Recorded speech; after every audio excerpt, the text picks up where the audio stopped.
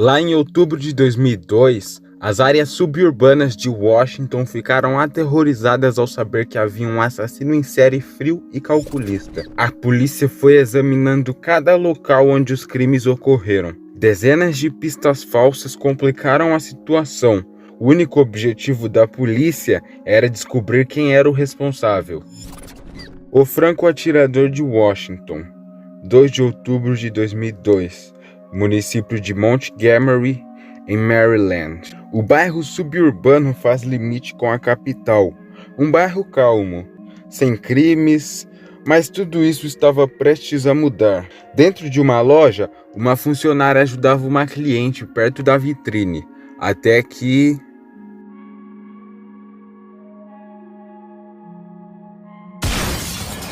Por sorte, não acertou ninguém e o assassino fugiu. Era o primeiro sinal de que aquele dia não seria comum. 40 minutos depois, a alguns quilômetros dali, consumidores andavam no estacionamento de um supermercado.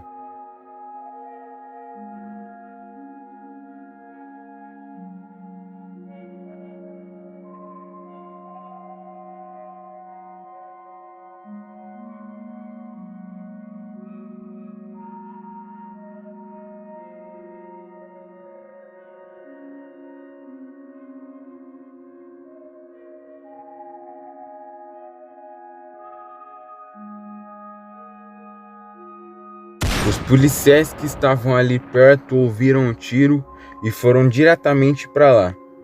Ao chegar no local, eles encontraram James Martin, de 55 anos, baleado nas costas. A câmera de segurança mostrou que não havia ninguém perto da vítima. O corpo do senhor foi levado para autópsia em Baltimore. O exame mostrou que ele havia sido atingido por um projétil em alta velocidade. Os fragmentos da bala eram tão pequenos que os investigadores não conseguiram determinar qual era o calibre. 2 tiros seguidos no mesmo dia, sendo que os 2 eram tentativa de assassinato, era muito raro no bairro de Montgomery. Os investigadores tentaram achar ligações entre os 2 crimes. Por volta da meia-noite daquele mesmo dia, os investigadores da divisão de homicídios me disseram que tinham feito tudo o que podiam e que iriam recomeçar no caso no dia seguinte. Quinta-feira, dia 3 de outubro de 2002. Na manhã seguinte, James Bill, um jardineiro de 39 anos de idade, estava cortando a grama de uma concessionária.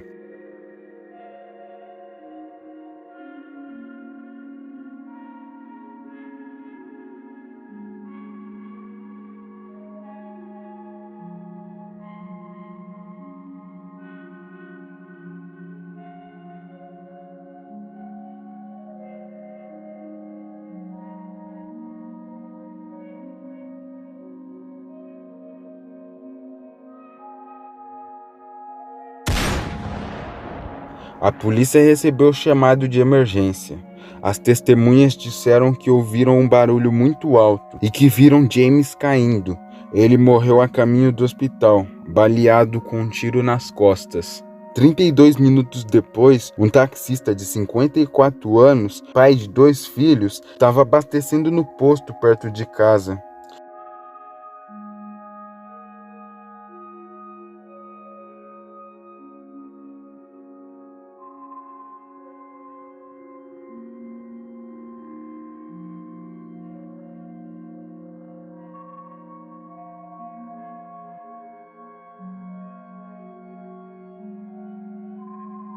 Ele morreu na hora com um tiro no peito. A polícia, já confusa, foi avisada de outro tiroteio, em um shopping perto do posto.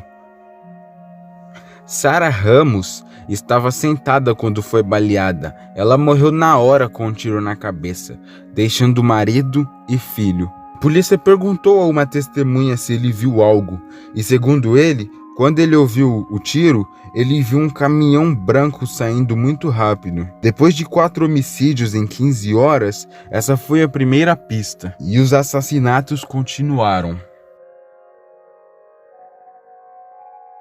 24 horas, 5 pessoas já haviam sido assassinadas. A população começou a entrar em pânico. A única pista que a polícia tem é uma testemunha que viu um caminhão baú branco. As notícias sobre os tiroteios aparentemente aleatórios espalharam-se pela comunidade e o chefe de polícia deu uma coletiva de imprensa. A nossa taxa de homicídios cresceu 25% num único dia. Acreditamos que se trate provavelmente de um atirador profissional e isso aumenta a nossa preocupação. Uma coisa mexe desse jeito com a comunidade, espalhando medo entre as pessoas, porque foram 5 assassinatos em 16 horas, numa cidade onde esse tipo de crime nunca acontece. A população fica apavorada, extremamente ansiosa. Sabíamos que era preciso dizer alguma coisa para transmitir segurança, mas não podíamos divulgar nada que prejudicasse a investigação ou que dificultasse o trabalho dos investigadores, que era solucionar o caso o mais rápido possível. Nós não sabemos se haverá outros assassinatos. Não podemos aconselhar as pessoas sobre o que fazer para não estar no lugar errado na hora errada. Para o chefe de polícia Charles Mose, a ansiedade do público era compreensível. O medo começou a aumentar quando ficou claro que havia uma espécie de padrão. Era um tipo de caso diferente, muito estranho, coisa que nunca tinha sido vista em Montgomery. Não é necessário o projétil inteiro para fazer uma identificação. Fragmentos de balas têm marcas microscópicas que são exclusivas de uma arma de fogo específica, mais ou menos como as impressões digitais das pessoas. Essas marcas microscópicas são as estrias, e elas ficam gravadas quando passam pelo cano da arma. Os peritos da ATF descobriram que as estrias de 3 das 6 munições tinham marcas iguais, podendo indicar que o assassino era o mesmo e que ele havia usado a mesma arma em todos os crimes. Nesse momento foi emitida a ordem para parar e revistar todos os caminhões brancos. Lá em Washington, a polícia parou um Caprice azul numa infração de trânsito. Dentro do carro havia 2 homens. Então, por não suspeitar dos homens, a polícia liberou, até porque eles estavam atrás de um caminhão branco. Mas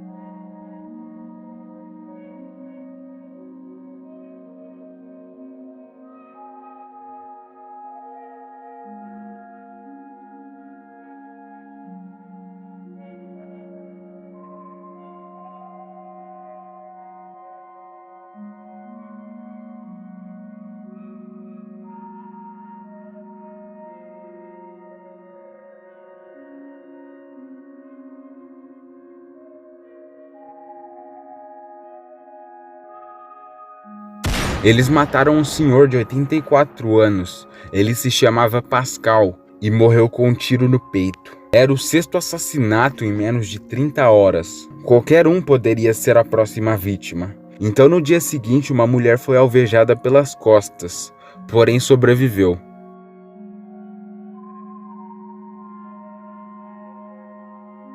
No primeiro dia, tivemos 5 mortes. E mais tarde, durante a noite, um outro homem foi morto. Mas não sabíamos se essa morte estava ou não relacionada às outras. Mas mais tarde constatamos que aquele caso também estava ligado aos outros assassinatos. Não havia nada, nenhum elo de ligação entre as vítimas e a polícia não tinha nenhum motivo para o crime. Ainda não encontramos nenhum denominador comum. Nós temos uma mulher branca, uma hispânica, um homem negro e outro hispânico, de forma que não é uma questão de sexo ou de raça. Os investigadores examinaram sua minivan e encontraram um fragmento de bala cravado no veículo. Os peritos concluíram que o fragmento combinava com os dos outros tiroteios. Para determinar o tipo de arma que havia sido utilizada, a ATF analisou o indício. O especialista em armas de fogo Walter Dandridge. Entre as marcas existem estrias microscópicas que são como as impressões digitais e que são feitas pelo interior do cano da arma de fogo. Nós medimos as marcas e com essas informações podemos determinar com um grande grau de precisão o fabricante E o modelo da arma que disparou os projéteis. O chefe Moose tornou públicas as descobertas mais recentes. Devo repetir, nós temos 90% de certeza de que é um calibre 223. É um calibre de alta velocidade. A ATF mostrou vários exemplares de rifles de alta potência capazes de atirar balas de calibre 223. Um assassino que ainda está nas ruas. Usando esse tipo de arma, um atirador de elite habilidoso pode atingir um alvo a 800 metros de distância. Os comerciantes começaram a baixar lonas para se proteger e proteger os seus clientes. A gente não sabe se no dia seguinte vai aparecer outro corpo, se mais uma pessoa vai morrer na próxima hora. E por causa do caráter aleatório das mortes, as pessoas ficam com medo de sair de casa ou do carro e levar um tiro. Segunda-feira, dia 7 de outubro de 2002. Ninguém foi assassinado no fim de semana. Muitos esperaram que a matança tivesse terminado, mas o impensável aconteceu.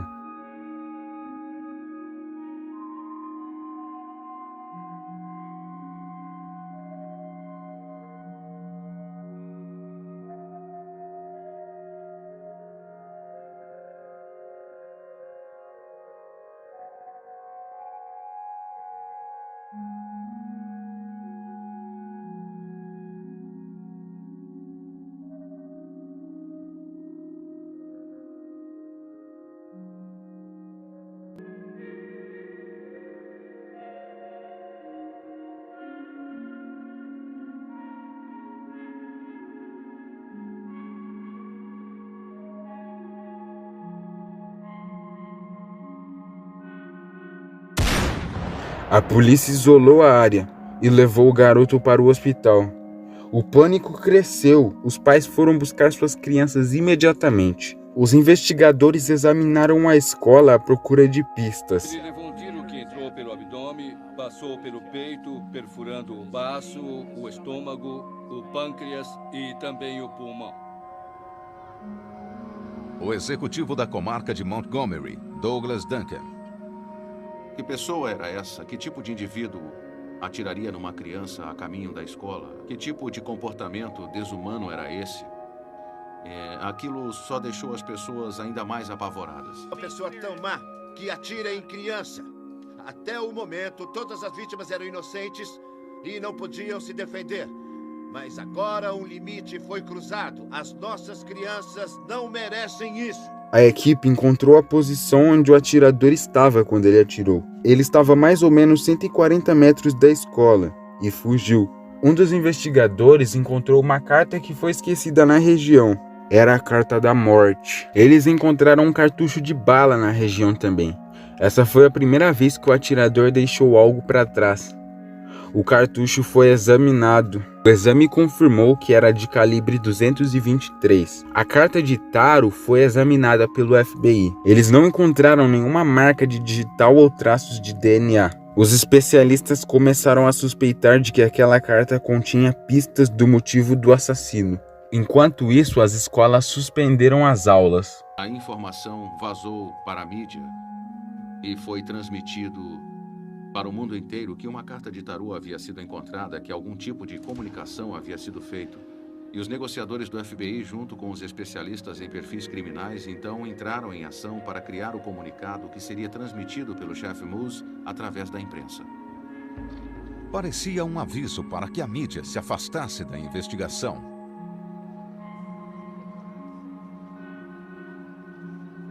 Se alguém de vocês que acompanha o caso está interferindo, eu imploro, por favor, pense direito no que está fazendo. Isso não faz nenhum sentido. A população de Montgomery fez um pedido para que o Departamento de Polícia e todos os recursos federais disponíveis trabalhassem no caso. Eu não recebi nenhum pedido de nenhum cidadão daqui de Montgomery para que o Canal 9 ou o Washington Post ou outro órgão da imprensa solucionasse o caso. Mas se isso acontecer, então me avisem, porque aí nós vamos nos dedicar a outro tipo de trabalho e deixar que a imprensa resolva este caso. Nosso chefe de polícia teve que recriminar a mídia em público por ter divulgado o fato. Não foi bem uma mensagem para a mídia ou para o público, mas sim para o atirador, de que O líder da força-tarefa não tinha nada a ver com isso. Ele não tinha autorizado. A gente estava tentando fazer o que ele pediu. O trauma e o fato de que somos obrigados a... O perito e especialista em perfis criminais, hoje aposentado, Robert Rensler. Chefe Moose era uma figura de autoridade. Ele apareceu para as câmeras de uniforme com o distintivo bem destacado e mandou um recado diretamente para os atiradores. Isso exerce uma grande atração na personalidade desse tipo de assassino. Manassas, Virgínia, quarta-feira, dia 9 de outubro de 2002.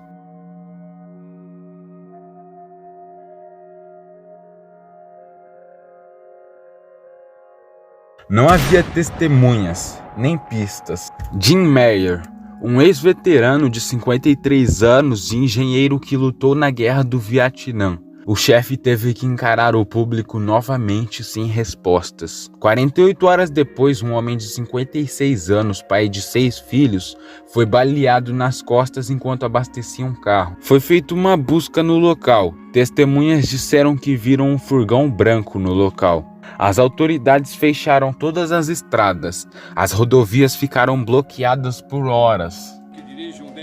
A polícia pediu que o público prestasse atenção nos furgões brancos. Outro fim de semana se passou sem nenhum assassinato. A polícia não sabia que os assassinos montaram uma plataforma móvel de tiro.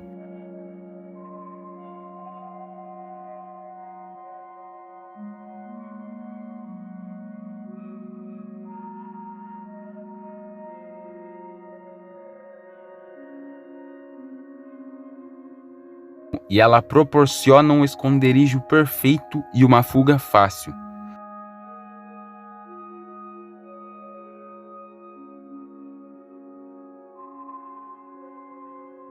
Linda Franklin, de 49 anos, estava saindo do supermercado com o marido na Virgínia. Sobrevivente de um câncer de mama, ela aguardava o nascimento de seu primeiro neto.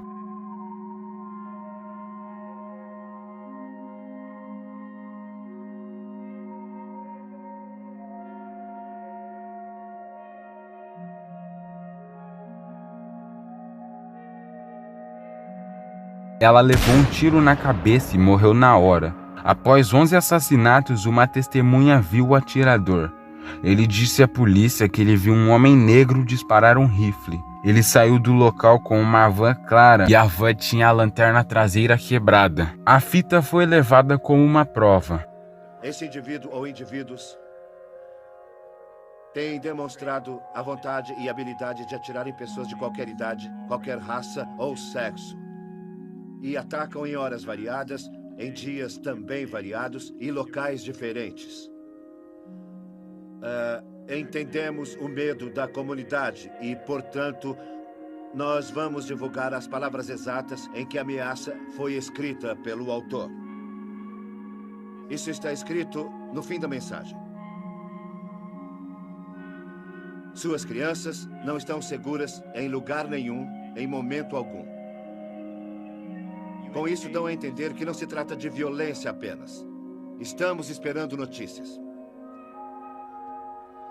Uma pista na carta fez com que a polícia fosse a uma igreja de Ashland, na Virgínia. Os agentes localizaram um padre que havia recebido uma mensagem que ele achou que fosse falsa, de alguém tentando se fazer passar pelo atirador. Somos responsáveis pelos assassinatos. Estamos tentando ligar para a polícia, mas não conseguimos resposta. Na fita, a pessoa se vangloriava de um tiroteio em Montgomery, no Alabama. A fita foi levada como uma prova em potencial. Montgomery, um chefe de polícia chamado John Wilson disse que 10 dias antes houve um assassinato, um tiroteio na frente de uma loja.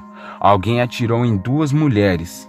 Segundo testemunhas, eles viram 2 pessoas saindo correndo do local, um adulto e um adolescente.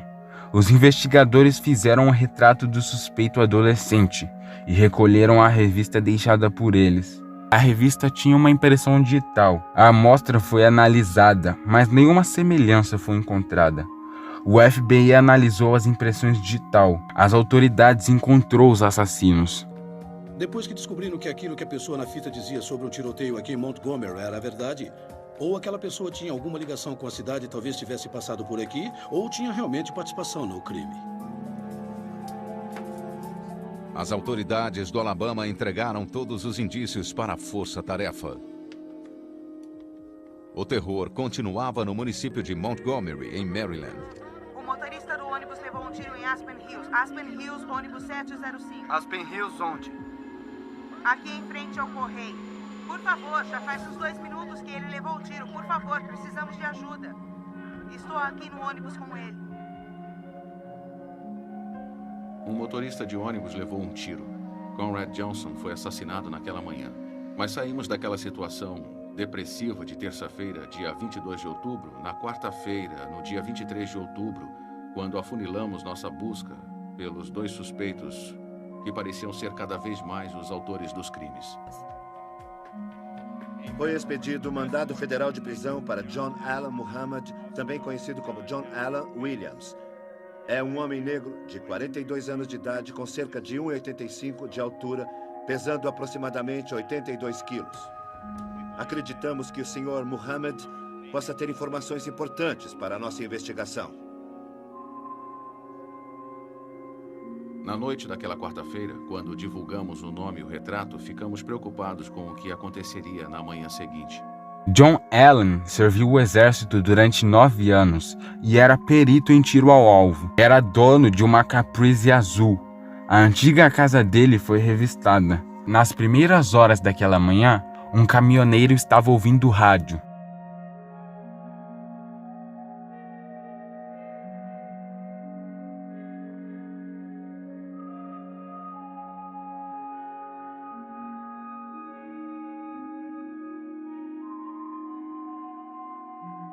Ele viu o mesmo carro do noticiário. Ele ligou para a polícia mandou ele bloquear a saída com o caminhão e ele bloqueou até que a polícia chegasse. Ele chamou outros caminhoneiros pelo rádio. Eles chegaram e bloquearam a saída. A SWAT chegou lá em 15 minutos. A polícia capturou os 2 assassinos.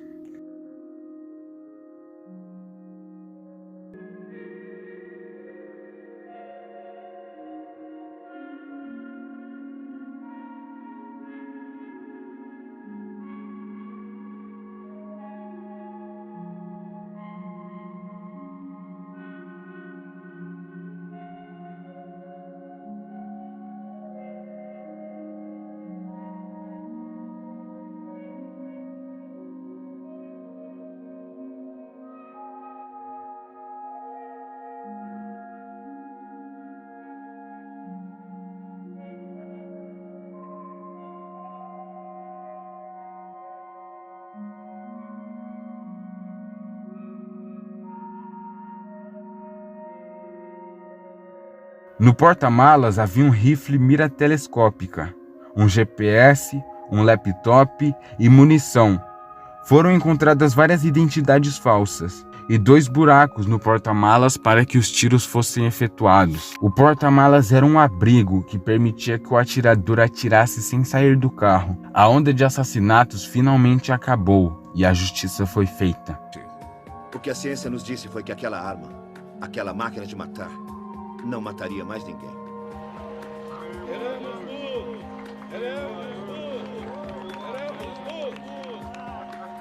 Quando estávamos saindo, olhei para o chefe Moose e disse apenas muito obrigado e parabéns e dei nele um grande abraço.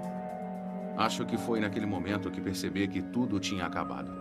Muito obrigado a todos, deixe o like e tchau.